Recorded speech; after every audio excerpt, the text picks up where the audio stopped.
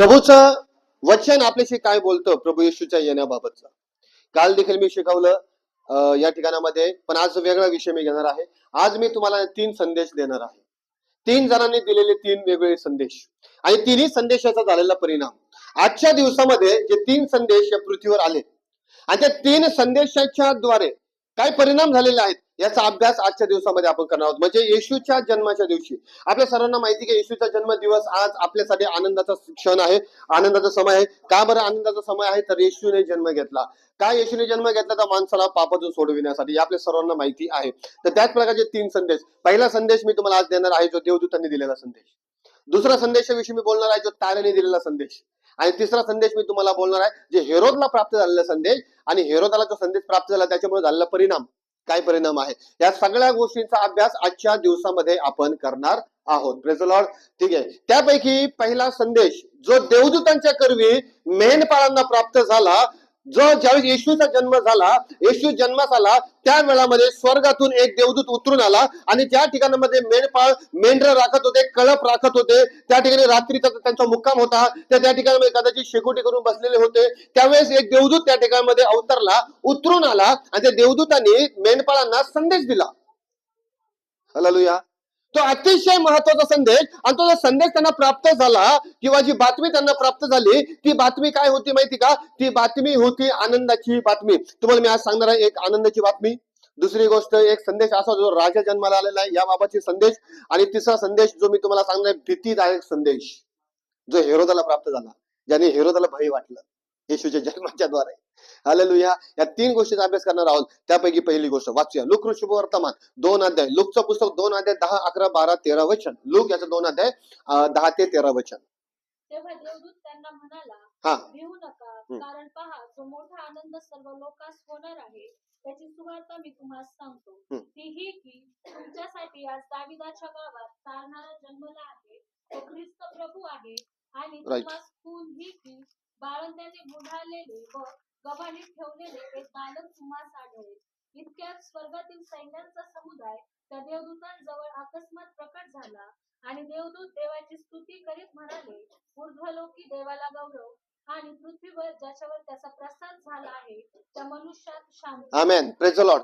Okay, प्रभूला धन्यवाद. या ठिकाणामध्ये पहिला संदेश येशूच्या जन्माच्या दिवशी जो पहिला संदेश किंवा जी पहिली न्यूज आलेली आहे, जी पहिली बातमी आलेली आहे, ती बातमी आपल्या या ठिकाणामध्ये पाहावयास मिळते. असं लिहिलं गेलं आहे 8व्या वर्षापासून वाचलं.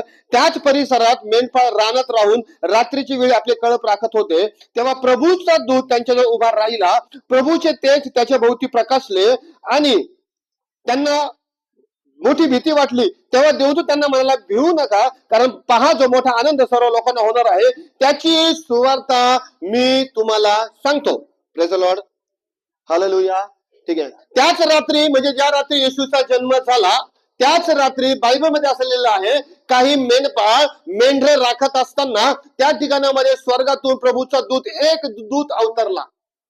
त्या दूताने पहिला संदेश दिला. ज्यावेळेस तो दूत त्या ठिकाणी उतरला त्यावेळामध्ये यांना भय वाटलं, या मेंढपाळांना भीती वाटली, कारण की असा व्यक्ती कधी पाहिला नाही यांनी. तेजस्वी आहे, प्रकाशित आहे. बायबल लिहिलं की त्या ठिकाणी प्रभूचं तेज त्या ठिकाणामध्ये होतं आणि त्यांनी हे पाहिलं. हे पाहिल्यामुळे त्यांना भय वाटलं, त्यांच्या मनात भीती निर्माण झाली. पण देवदूतांनी त्यांचं भय काढून टाकलं. सगळ्यात प्रथम देवदूत काय म्हटले माहिती का? भिवू नका. काय करू नका? भिवू नका, घाबरू नका. तुम्हाला माहिती का स्वर्गातूनच असे शब्द येऊ शकतात, भिवू नका म्हणून. देवदूत स्वर्गातून आलेला होता त्यांना. हालेलुया. भिवू नका, तुम्हाला एक बातमी देण्यासाठी आलेलो आहे. तुम्ही या ठिकाणामध्ये मेंढर राखत आहात, परंतु मी तुम्हाला अशी बातमी पोहोचवणार आलेलो आहे की तुमच्यासाठी दाविदाच्या गावामध्ये एक तारणारा जन्मलेला आहे, जो ख्रिस्त प्रभू आहे, जो तुमच्यासाठी जन्माला आलेला आहे. कोणासाठी? ते त्यावेळेस देवदूत कोणाला म्हटला? त्यांना, मेंढरांना म्हटलं, तुमच्यासाठी तो जन्माला आलेला आहे. का तुमच्यासाठी जन्माला आलेला आहे? कारण की तुमच्यावर पाप सत्ता करत होता आदामापासून. तुमच्यावर पाप सत्ता करत आहे आदामापासून. तुम्ही मृत्यूमध्ये आहात आदामापासून. आदामाने जेव्हा पाप केलं तेव्हापासून तुमच्यामध्ये मृत्यूची सत्ता चालू आहे. पण आता तुमच्यासाठी एक आनंदाची बातमी आहे आणि ती आनंदाची बातमी म्हणजे तुम्हाला पापातून सोडविणाऱ्याने आज जन्म घेतलेला आहे. हालेलुया. हालेलुया. पापातून सोडविणाऱ्याने आज जन्म घेतला आणि पापातून सुटणं ही सगळ्यात मोठी आनंदाची बातमी आहे. कारण पाप अशी गोष्ट आहे जे मनुष्याला नष्ट करतं. पाप एक अशी गोष्ट आहे जे मनुष्याचा नाश करतं. पाप अशी गोष्ट आहे जे मनुष्याला मरणामध्ये घेऊन जातं. मग मनुष्य मरणात जाऊ नये ही परमेश्वराची इच्छा होती, म्हणून परमेश्वराने हे प्लॅनिंग केलं. परमेश्वराने प्लॅनिंग केलं आणि त्या प्लॅनिंग नुसार परमेश्वराने काय केलं माहितीये पहा, ज्या दिवशी आदामाने पाप केलं त्याच दिवशी परमेश्वर प्लॅनिंग केला. आणि तो प्लॅनिंग होता, आदामासमोर परमेश्वराने एक भविष्यवाणी दिली. आदामासमोर परमेश्वर म्हटला, आदामासमोर सैताने परमेश्वर बोलत होता त्यावेळेस परमेश्वर म्हटला, तू व स्त्री, तुझी संतती आणि स्त्रीची संतती या मी परस्पर वैर स्थापन करीन. स्त्रीची संतती तुझं डोकं फोडेल, म्हणजे स्त्रीची संतती जन्मास येईल. परमेश्वराने एदेन बागेमध्ये त्याची घोषणा केली की स्त्रीची संतती जन्मास येईल. आणि जी स्त्रीची संतती जन्मास येईल ती स्त्रीची संतती तुम्हाला सैतानाला म्हटलं तुझं डोकं ठेचून टाकेल. स्त्रीची संतती येईल आणि स्त्रीची संतती मरणाला नष्ट करून टाकेल. स्त्रीची संतती येईल आणि स्त्रीची संतती माझ्या लोकांना तारण देईल, माझ्या लोकांना मुक्ती देईल. जे पाप आजपासून जगामध्ये आलेलं आहे ते पाप नष्ट करण्याचं काम स्त्रीच्या संततीद्वारे करण्यात येणार आहे. हे परमेश्वराने एदेन बागेत सांगून ठेवलेलं होतं का. आणि तेव्हापासून तर येशूच्या जन्मापर्यंत 4000 वर्षाचा कालावधी गेला. किती वर्ष बोला सर? 4000 वर्ष. किती कालावधी गेला? ज्या परमेश्वराने भविष्यवाणी केली तिथून येशूला जन्म घेण्यासाठी 4000 वर्ष लागले. बायबलमध्ये लिहिलं गेलेलं आहे, गलाती पत्र 4:4 वचनामध्ये असं लिहिलं गेलेलं आहे, काय लिहिलं? काळाची पूर्णता झाली तेव्हा देवाने आपल्या पुत्राला पाठवलं. तो स्त्रीपासून जन्मलेला आणि नियमशास्त्राधीन असा जन्मलेला होता. स्त्रीपासून जन्मलेला. का स्त्रीपासून जन्मलेला शब्द वापरला गेलेला आहे? Praise the Lord. त्याचा जन्म एका स्त्रीपासून झालेला आहे. त्याच्या जन्माच्या पाठीमागे कुठल्या पुरुषाचा संबंध नाहीये. त्याचं कारण हे होतं, कारण की आदामापासून जे पाप चालत येत होतं ना, आदामाला लेकरू झालं त्याच्यामध्ये आदामात पाप उतरलं, त्याला लेकरं झाले त्याच्यातून त्याच्यात पाप उतरलं. असं प्रत्येक जनामधून एकमेकांमध्ये पाप उतरत गेलं. शारीरिक संबंधाच्या द्वारे ते पाप उतरत गेलं. हालेलुया. पुरुषाच्या बीजाच्या द्वारे ते पाप उतरत गेलं, एकमेकांमध्ये उतरत गेलं. ते प्रभू येशूच्या जन्माच्या मागे कुठल्या पुरुषाचा संबंध परमेश्वरानेच ठेवला नाही. त्याचं कारण हे होतं की प्रभू येशू मध्ये कोणत्या प्रकारचा पाप उतरू नये पुरुषाच्या बीजाच्या द्वारे. हालेलुया. म्हणून त्याच्यामध्ये कुठले पाप येऊ नये म्हणून परमेश्वराने स्वतः त्याला स्त्रीच्या द्वारे जन्म दिला. फक्त स्त्री, पुरुषाचा संबंध नाही त्याच्या पाठीमागे. बायोलॉजिकली जर याला आपण बघितलं तर अनेक जण याला नाकारतात की अनेक जण असं कसं होऊ शकतं. होऊ शकतं, का नाही होऊ शकत? ज्यावेळेस जन्म घेण्याचा समय आला, बायबल सांगते येशूचा जन्म घेण्याचा समय आला, त्या वेळामध्ये बायबलमध्ये असं लिहिलं गेलेलं आहे, परमेश्वराने स्वतः, असं बायबल सांगतं, परमेश्वराने स्वतः स्वर्ग सोडून तो पृथ्वीवर आला. परमेश्वर स्वतः. ध्यानात घ्या, बायबलमध्ये असं लिहिलंय. प्रारंभी शब्द होता. शब्द बोला. शब्द आणि शब्दच देव होता. शब्द काय इथे काय वापरलं वचन? शब्दच. बोला, शब्द देव होता. मोठ्याने बोलू, शब्दच देव होता. आणि त्याच अध्यायामध्ये योहान 1:14 लिहिलं, शब्द देही झाला. कोण देही झाला? शब्दच देव होता, शब्द देही झाला. याचा अर्थ स्वतः परमेश्वर देही झाला. ज्यावेळेस परमेश्वराला या पृथ्वीवर यायचं आहे, काय यायचं आहे तर पापाची सत्ता मिटून टाकायची. पाप हे मनुष्याच्या शरीरामध्ये काम करतं, पाप हे मनुष्याच्या रक्तात काम करतं, पाप हे मनुष्याच्या मांसामध्ये काम करतं. मग परमेश्वराला स्वतःला मनुष्याच्या शरीरामध्ये जन्म घ्यावा लागला पाप नष्ट करण्यासाठी. परमेश्वर नियमात आला. परमेश्वर डायरेक्ट उतरून येऊ शकत होता पाप नष्ट करण्यासाठी. झालं नसतं का? पाप नष्ट झालं असतं. पण परमेश्वर नियमात चालतो. पाप जर शरीरात काम करतं ना तर परमेश्वराने स्वतःला शरीरातच आणलं. पाप जर शरीरात काम करतं तर शरीरातच परमेश्वर आला. आणि अशा शरीरात आला जे स्त्रीच्या गर्भातूनच. कारण प्रत्येक मनुष्य कुठून येतो? प्रत्येक मनुष्य कुठून येतो?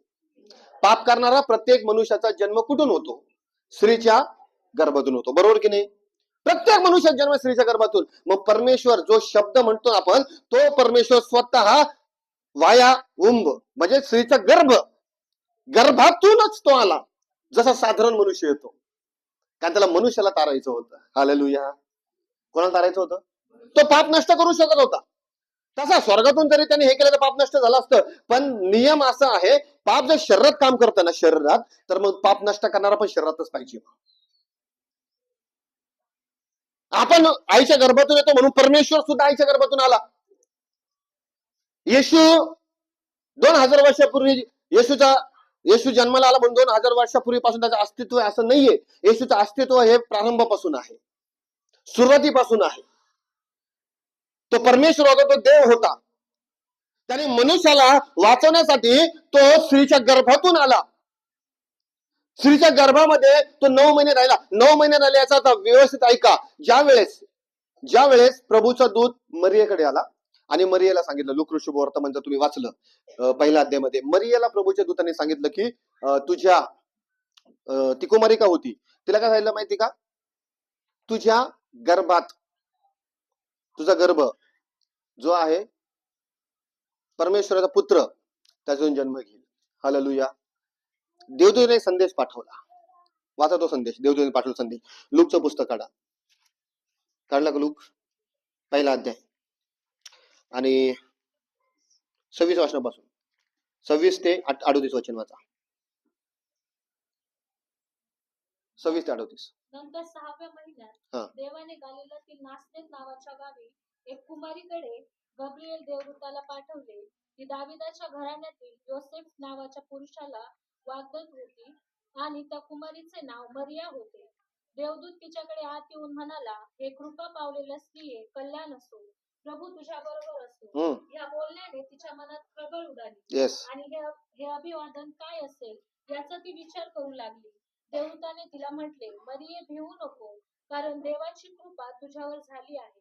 पहा, तू गरोदर राहशील व तुला पुत्र होईल. त्याचे नाव येशू ठेव. तो थोर होईल व त्याला परात्पराचा पुत्र म्हणतील. आणि प्रभुदेव त्याला त्याच्या पूर्वज दावीद याचे राजस्थान देईल आणि तो याकोबाच्या घराण्यावर युगानुयुग राज्य करेल व त्याच्या राज्याचा अंत होणार नाही. मरियेने देवदूताला म्हटले, हे कसे होईल, कारण मला पुरुष ठाऊक नाही. हे कसे होईल, मला तर काही ठाऊक नाहीये. मी कुमारिका आहे, माझं लग्न नाही झालेलं अजून. फक्त मी वागदत आहे योसेफ नावाच्या एका पुरुषाला. वागदत म्हणजे माझा साखरपुडा झालेला आहे, पण मी कधी पुरुष पाहिला नाही असं डायरेक्ट तिने सांगितलं. पुढं देवदूताने उत्तर दिले, हा. पवित्र आत्मा तुझ्यावर येईल. देवदूताने उत्तर दिले, पवित्र आत्मा तुझ्यावर येईल आणि परस्पराचे सामर्थ्य तुझ्यावर छाया करेल. आणि परस्पराचे सामर्थ्य तुझ्यावर छाया करेल. या कारणाने ज्याचा जन्म होईल या कारणाने ज्याचा जन्म होईल त्याला पवित्र देवाचा पुत्र असे त्याला पवित्र देवाचा पुत्र असे म्हणतील. म्हणतील. पुढं पहा, तुझ्या नात्यातली अलिशिबा हिलाही म्हातारपणी पुत्र गर्भ 38 वचन मध्ये डायरेक्ट. तेव्हा मरिया म्हणाली, पहा, मी प्रभूची दासी. तेव्हा मरिया म्हणाली, जेव्हा देवदूताने मरियाला संदेश दिला तेव्हा मरिया काय म्हटली, पहा, मी त्या प्रभूची दासी आहे. आपण सांगितल्याप्रमाणे मला हो. आपण जसं सांगितलं तसं मला हो. आपण सांगितल्याप्रमाणे मला हो. आपण सांगितल्याप्रमाणे मला हो. आपण सांगितल्याप्रमाणे मला हो याला काय म्हणतात माहिती? होकार देणे. याला काय म्हणतात? याला काय म्हणतात? होकार. मरियाने होकार दिला. तुम्ही देवदूत आहात, तुम्ही संदेश घेऊन आलेले आहात, तुम्ही स्वर्गातून आलेले आहात आणि तुम्ही मला सांगितलेलं आहे की माझ्या गर्भामध्ये असंच घडणार आहे. मरिया म्हटले, मी याला तयार आहे. तर आपण सांगितल्याप्रमाणे मला हो. आपण सांगितल्याप्रमाणे मला हो हे म्हणता क्षणी तुम्हाला माहिती का, जो परमेश्वर स्वर्गात होता ना, त्या परमेश्वराने स्वर्ग सोडला आणि एक बीजाच्या स्वरूपामध्ये मरियाच्या गर्भामध्ये आला. एका बीजाच्या स्वरूपात 9 महिने तो गर्भ मरियाच्या पोटात वाढला. 9 महिने. किती महिने? 9 महिने. याचा अर्थ 100% बीजाच्या स्वरूपातच आला परमेश्वर. कुठल्याही पुरुषाचं बीज नाही, पण परमेश्वर स्वतः बीज बनवून मरियाच्या गर्भामध्ये एंट्री केली. ध्यानात ठेवा, मी असं शिकवत नाहीये. हालेलुया. परमेश्वराला सर्व शक्य आहे. परमेश्वर स्वतः बीज बनवून मरियाच्या गर्भामध्ये आला. 9 महिने त्या ठिकाणामध्ये त्याने स्वतःला क्रिएट केलं. है ना, स्वतःला क्रिएट केलं. सेल्फ क्रिएशन आहे ते. त्याने स्वतःला क्रिएट केलं. 9 महिन्याचा पूर्ण झाल्याच्या नंतर त्याचा जन्म झाला आणि त्यालाच येशू हे नाव देण्यात आलं असं बायबल आपल्याला सांगतं. बोला येशू मसीह की. बोला येशू मसीह की. हालेलुया. तो आला, त्याने जन्म घेतला आणि त्याच्या जन्माचा मुख्य उद्देश होता मनुष्याला त्यांच्या पापापासून सुटका देणे. देवदूताने तोच संदेश सांगितला मेंढपाळांना की तुमच्यासाठी दाविदाच्या गावात तारणारा जन्मलेला आहे, जो ख्रिस्त प्रभू आहे, जो तुम्हाला सोडविल, आदामापासून चालत येणाऱ्या पापापासून तुम्हाला सोडविल. बायबल स्पष्टपणे या ठिकाणी आपल्याला शिकवते आदामापासून चालत आलेल्या पापापासून तुम्हाला सोडविल. दावीद म्हणतो मी गर्भाचाच पापी आहे, माझ्या आणि गर्भ धारण केला तेव्हाच मी पापी आहे, मी जन्माचाच पापी आहे. कारण आदामाचं पाप दाविदात आलेलं होतं. मग दाविदाचं जे पाप काढणार त्यावेळेस कोणी नव्हतं, पण दाविदाच्या कुळामध्ये एक जन्माला आला जो येशू, की ज्याने सगळ्यांचे पाप काढण्यास सुरुवात केली. पण त्यांच्यासाठी जे त्याच्यावर विश्वास करतात, तो सर्व जगासाठी नक्कीच आला, पण जे त्याच्यावर विश्वास करतात त्यांच्यासाठीच खास करून त्या गोष्टीचा फायदा होतो. आपण विश्वास करतो म्हणून आपल्याला फायदा आहे. म्हणून पहिला संदेश बघा, पहिला संदेश तारणाचा संदेश होता, जो देवदूतांनी मेंढपाळांना पोहोचवला. तारणाचा संदेश, याला काय म्हणतात? बोला, तारणाचा संदेश. कोणता संदेश? तारणाचा संदेश. दुसरी गोष्ट, दुसरा संदेश जो त्यावेळेस येशूच्या जन्माच्या दिवशी घडला, दुसरा संदेश मिळाला. तो संदेश कोणी दिला? एका ताऱ्याने. कोणी दिला? तारा बोलला नाही, पण ताऱ्याच्या द्वारे संदेश मिळाला. कोणाला मिळाला तो संदेश? नाही, मेंढपाळाच्या देवदूताद्वारे. ताऱ्याच्या द्वारे कोणाला मिळाला? मागे लोकांना. ताऱ्याच्या द्वारे कोणाला मिळाला? त्याच दिवशी, सेम दिवशी मागे लोकांना ताऱ्याच्या द्वारे संदेश मिळाला. आणि तो संदेश काय होता माहिती का? बर, मागे लोकांना काय कळलं तारेवरून? नाही, मागे लोकांना तारेवरून काय कळलं माहिती का? राजाचा जन्म झाला. यहुद्यामध्ये राजाचा जन्म झाला. कोणाचा जन्म झाला? राजाचा.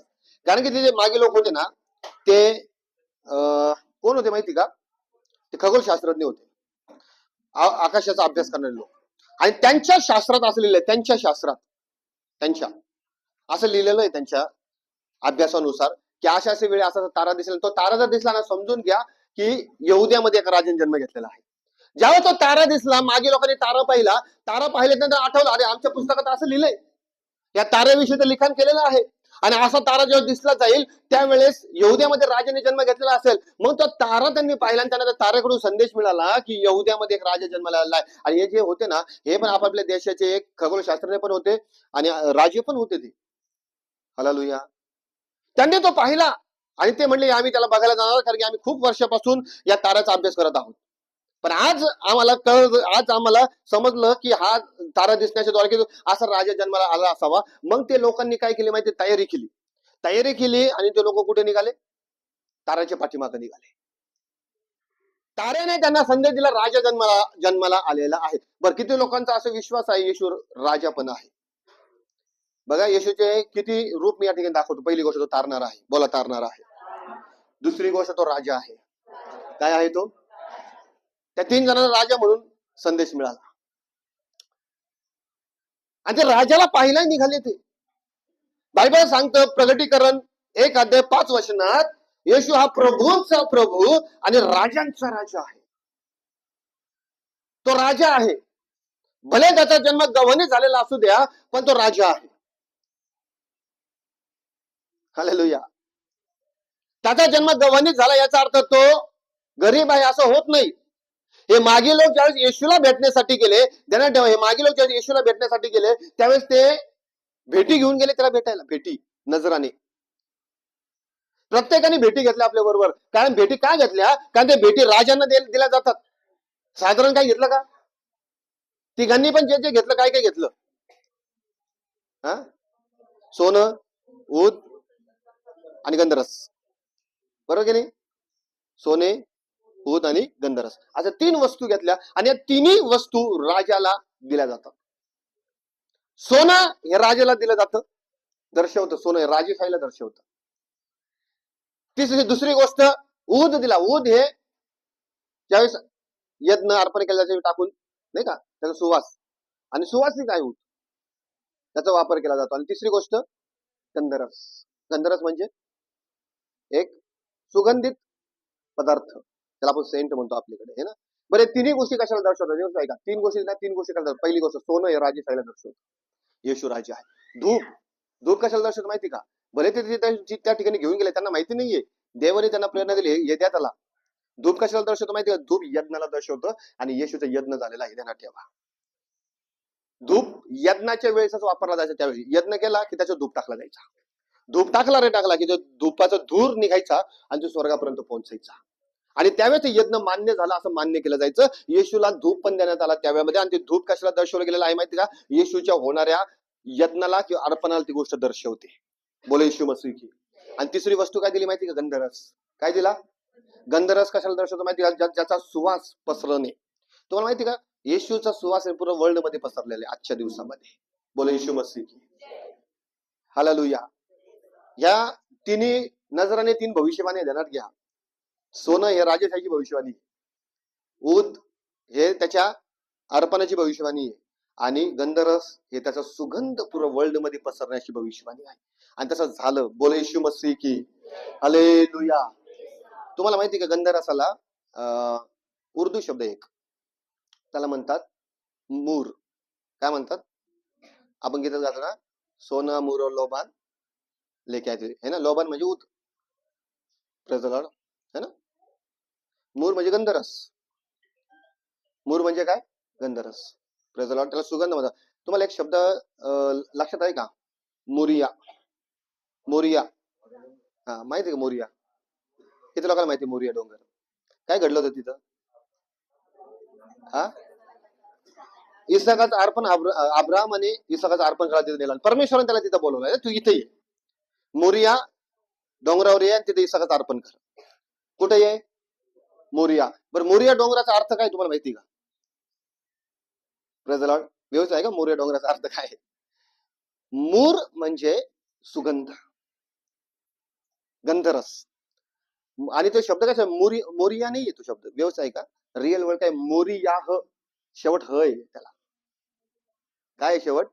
पण ह हा सायलेंट आहे. प्रजलाड. बरं, शेवट जेव्हा आपण हालेलुया करतो ना, हालेलुया किती जण म्हणतात? हालेलुया या शेवट नाही, ह शेवट आहे त्याच्यामध्ये. हालेलुया ह शेवट. या ह हा शब्द कशाला दर्शवतो? या म्हणजे परमेश्वर. आणि मोरिया पण काय म्हणजे? मोरिया ह येतो शब्द. काय शब्द येतो? बोला, मोरिया ह.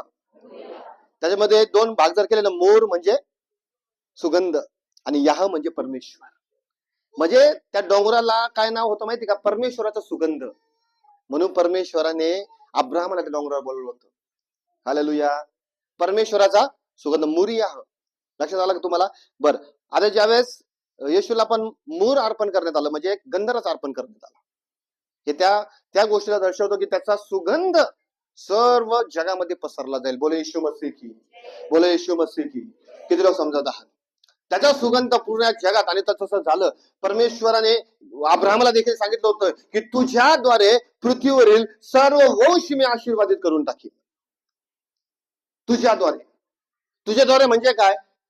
तर अब्राहमाच्या कुळामध्ये येशूचा जन्म झाला, आणि येशूचा जन्म झाल्यानंतर पृथ्वीवर सर्व वंश आशीर्वादित झाले. पृथ्वीचा एक देश असा नाहीये की ज्या ठिकाणामध्ये लोक आशीर्वाद होत नाही येशूमुळे. जो येशूवर विश्वास करतो तो आशीर्वाद होणार म्हणजे होणार. तो पृथ्वीच्या कोणत्याही कोपऱ्यामध्ये असू द्या. बोला येशू मसीह की. हालेलुया.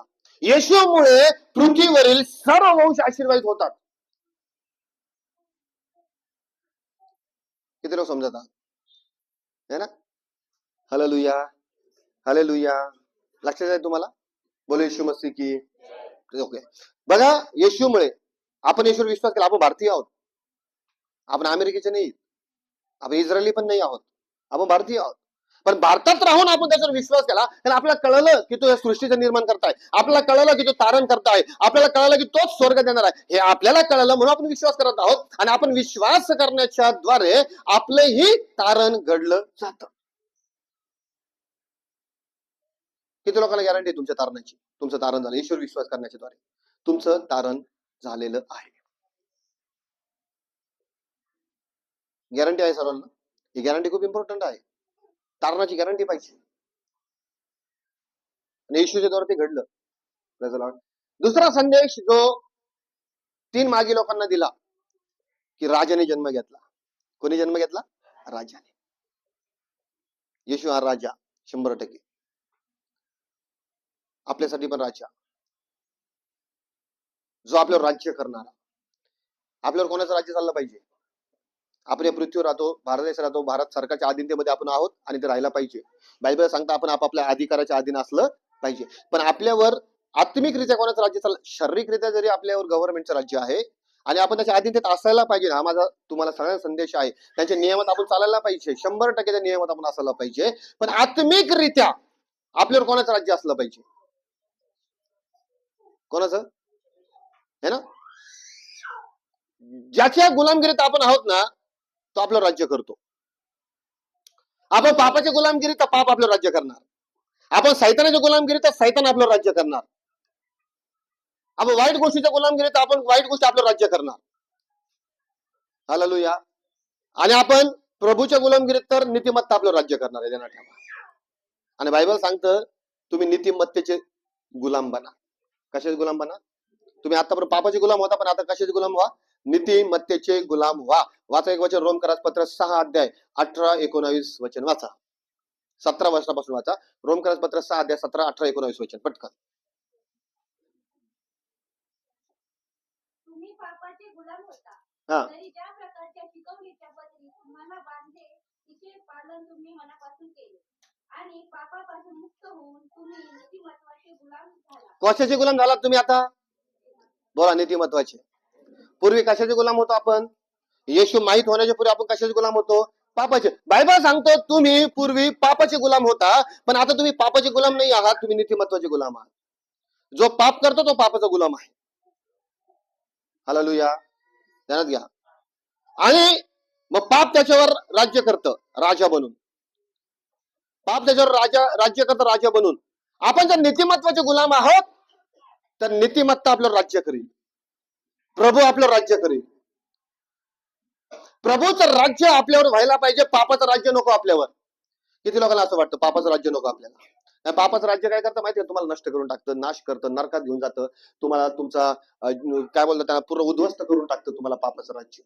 पण प्रभूचं राज्य आणि प्रभूची गुलामगिरी तुम्हाला स्वर्गाचं राज्य लागतं.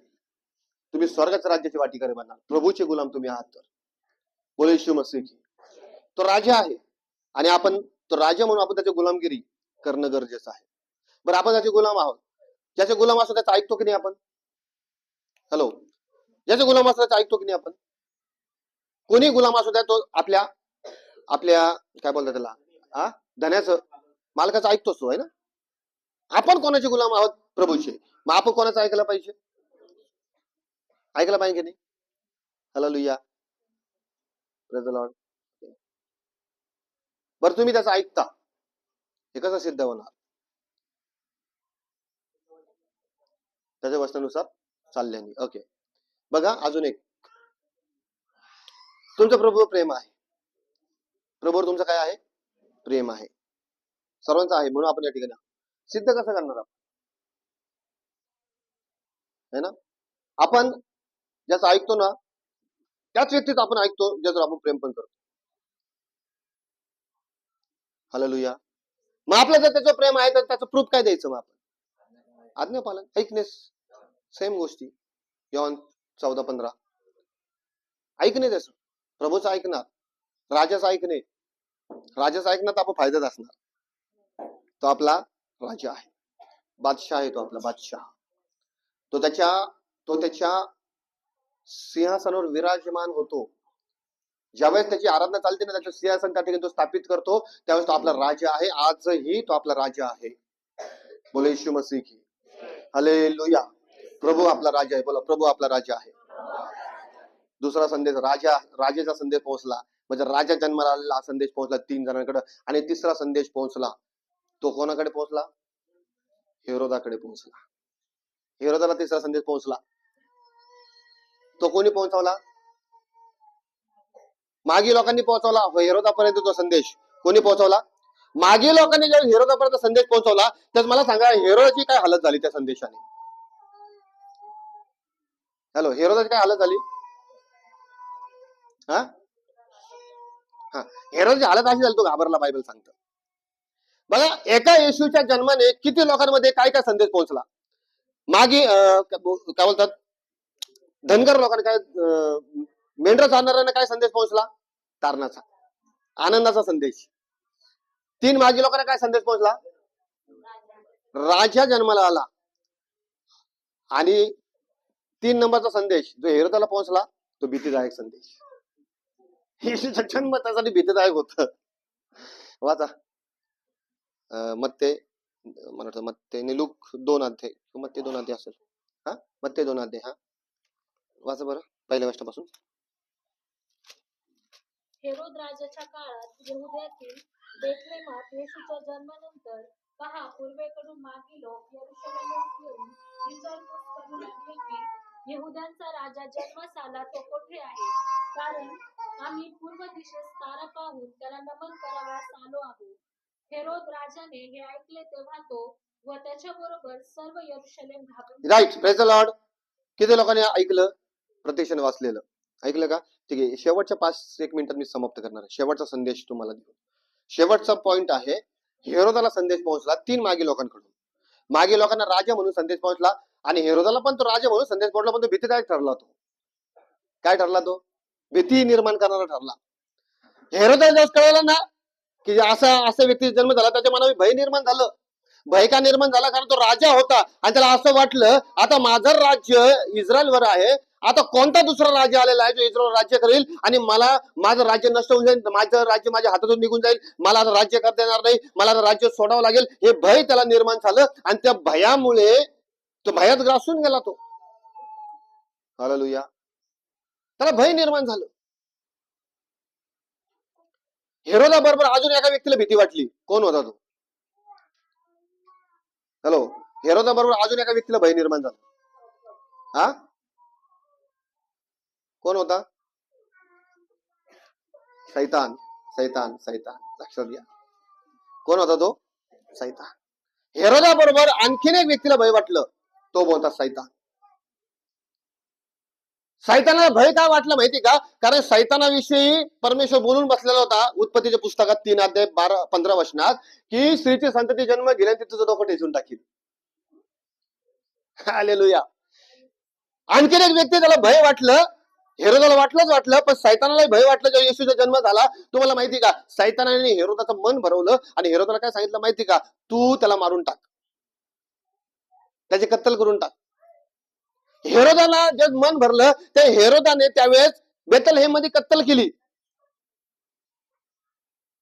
2 वर्षाच्या आतील बालकाची कत्तल करून टाकली.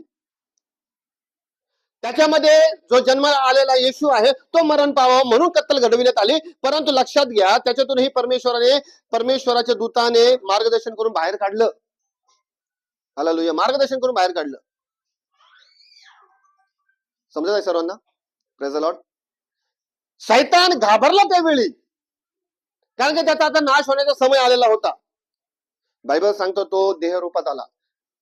इब्री लोकांचे पत्र 2 अध्याय 14 वचनात लिहिलं गेलं आहे, मुले एकाच रक्त मांसाची म्हणून तोही त्यांच्यासारखा रक्त मांसाचा झाला. हेतू हा की मरणावर सत्ता गाजवणारा सैतान याला मरणाने शून्यवत करावं.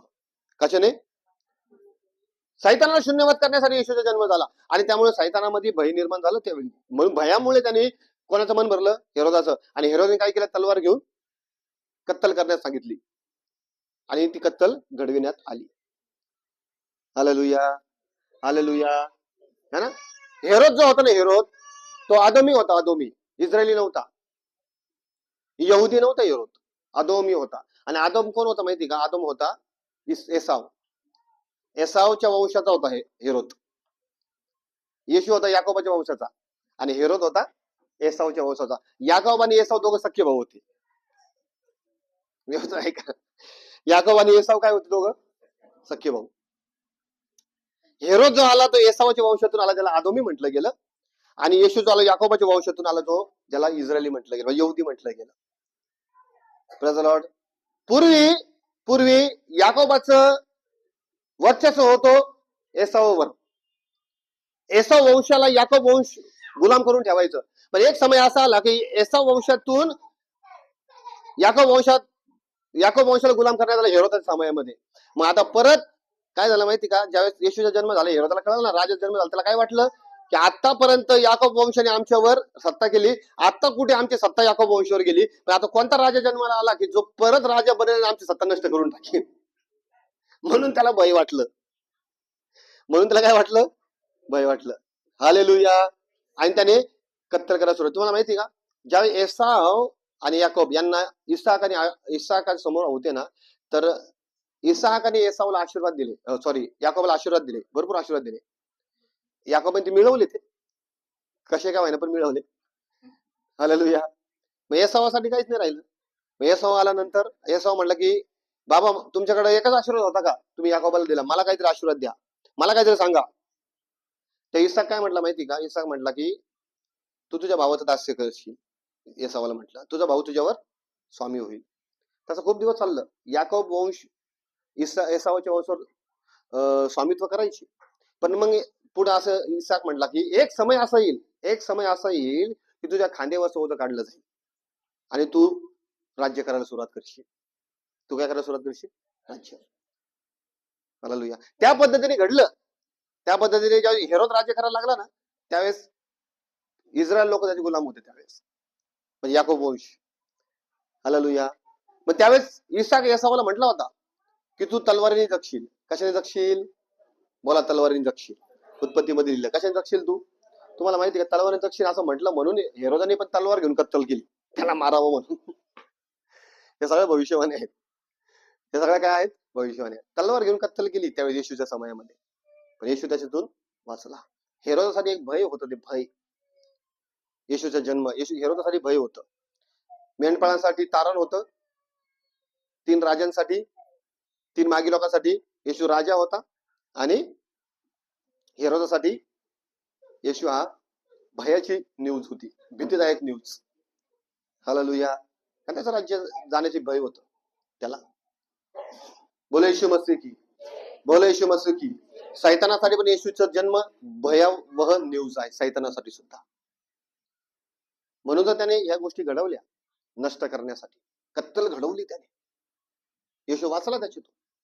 येशू लहानाचा मोठा झाला आणि मोठा झाल्याच्या शेवटी त्याने त्याचा जो हेतू होता ना पृथ्वीवर येण्याचा, तो हेतू होता पापाला नष्ट करणे. वधस्तंभावर जाऊन बायबल सांगतं त्यांनी पापाला नष्ट करण्यास सुरुवात केली.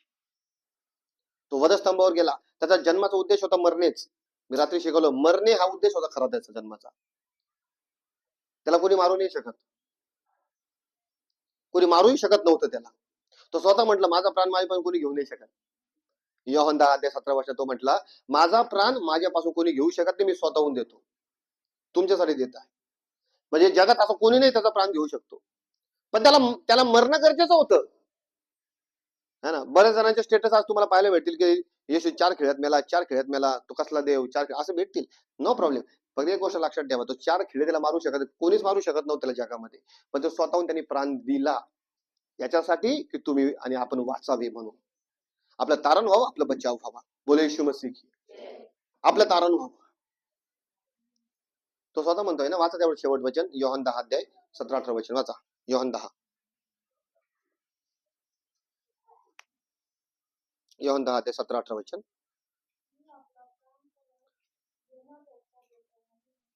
जो मोठ्याने वाचा, मोठ्याने वाचा, मोठ्याने आवाज. हा, कोणी तो माझ्यापासून घेत नाही आणि कोणाची हिंमत नाही माझ्यापासून घेण्याची, तर मी होऊनच तो देतो. का देतो? तर तुम्ही वाचावे, पापातून सुटावे, पापातून तुमचा बचाव व्हावा, म्हणून मी स्वतःहून तो देत आहे. मला तो देण्याचा अधिकार आहे आणि परत घेण्याचा पण काय आहे. त्याने दिला पण परत घेतला पण. त्याने दिला आणि त्याच्या 3ऱ्या दिवशी तो मनातून जिवंत झाला, म्हणजे परत घेतला की नाही तो वापस. त्याला देण्याचा पण अधिकार आणि वापस घेण्याचा पण अधिकार आहे, कारण की तोच जीवन आहे, त्याच्यामध्ये जीवन आहे, आणि जो त्याच्यावर विश्वास करतो त्याला जीवन प्राप्त होतं. बायबल सांगतं त्याला कोणी मारू शकत नव्हतं. Hallelujah, hallelujah. बायबल आपल्याला या गोष्टी शिकवतो. म्हणून प्रभूच्या लोकांना आज जो ख्रिसमस आहे, नाताळ, हा दिवस तुमच्यासाठी कोणता संदेश आहे? तुमच्यासाठी 3 संदेशापैकी 2 संदेश तुमच्यासाठी आहे. एक तारण, दुसरा म्हणजे तो राजा. 3रा संदेश तुमच्यासाठी नाहीये. 3रा संदेश सैतानासाठी आहे. तो आपल्याला त्या संदेशाचा आपलं काही घेणं नाही, म्हणजे ते आपल्यामध्ये त्याचा काही आपल्याला रिसिव्ह नाही करायचा. आपले दोन संदेश इम्पॉर्टंट आहे, एक तारण आणि दुसरं ख्रिस्त आपला राजा. बोला येशू मसीह की. डोळे बंद करूया. नाताळाच्या दिवशी जो संदेश मी तुम्हाला दिलेला आहे हे लक्षात घ्या, जे प्रीच मी केलेलं आहे खूप इम्पॉर्टंट आहे. प्रभूला धन्यवाद. डोळे बंद करून प्रार्थना करूया. सर्वसमर्थ जिवंत देवा, तुला गौरवतो माझ्या देवा, तुला उचलतो, कारण तू अद्भुत अद्भुत असा परमेश्वर आहे. यावेळी प्रभू आमचा परमेश्वर आमच्यामध्ये उपस्थित आहे. तुझे मनापासून आभार, तुला धन्यवाद ईश्वराजे, तू आमच्यापैकी कार्य करत आहे. प्रभू तुझे प्रिय लोक मी ते समर्पित करतो, तुझे सामर्थ्याने चालू, अभिषेकाने चालू. आज झालेल्या प्रभू परमेश्वर बाप्पा वचनाच्या द्वारे प्रत्येकाला तू आशीर्वाद केलं, धन्यवाद करतो. आम्ही तुझ्या हाती समर्पित होत आहे. धन्यवाद सर्व गोष्टीमध्ये. पुढे वेळ का समय तुझ्या हाती घे प्रभू, सहायता कर, प्रत्येकाची उन्नती कर, वाढ कर प्रभू राजा, दयाने कृपा कर, प्रत्येकातून सहायता कर. येशूच्या नावाने प्रार्थना करतो. आमेन, आमेन, आमेन.